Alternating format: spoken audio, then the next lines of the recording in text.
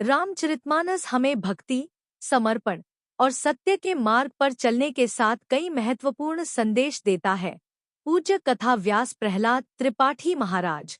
राजा दशरथ के कोई संतान न होने पर उनके राजगुरु वशिष्ठ ने उन्हें पुत्रकामेष्टि यज्ञ करने की सलाह दी थी।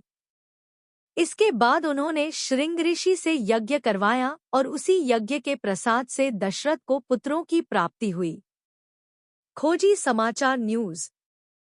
यूपी के जिला उन्नाव के औरास रोहित कुमार कनौजिया के साथ कस्बा औरास में कथा के पंचम दिवस की कथा श्रवण कराते हुए पूज्य प्रहलाद त्रिपाठी जी महाराज ने भगवान श्री कृष्ण की बाल लीलाओं का वर्णन किया और कहा कि भगवान भक्तों को सुख देने के हेतु धराधाम पर अवतार लेते हैं।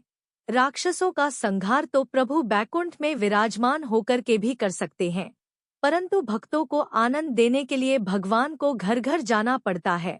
माखन चोरी लीला के माध्यम से भगवान गोपियों के मन की चोरी करते थे।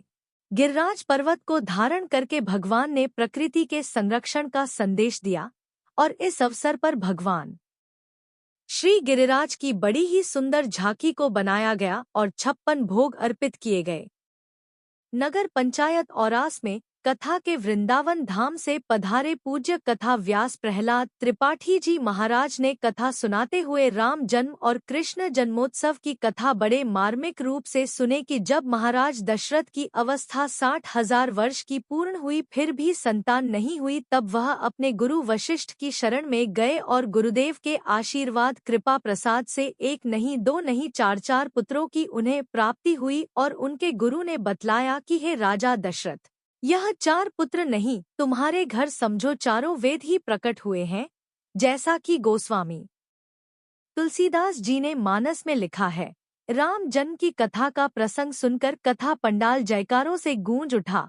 इसके बाद जब कृष्ण जन्म की कथा आई तो महाराज जी ने बतलाया कि जब जब पृथ्वी पर अधर्म का बोलबाला होता है तो धर्म की स्थापना करने के लिए भगवान किसी न किसी रूप में प्रकट होते हैं और धर्म की स्थापना करते हैं। नंदजू के अंगना में बज रही आज बधाई भजन गाकर के श्रोताओं को मंत्र मुग्ध कर दिया। आयोजक ने सभी का आभार जताते हुए निरंतर कथा में आने की अपील कस्बे वासियों से की है।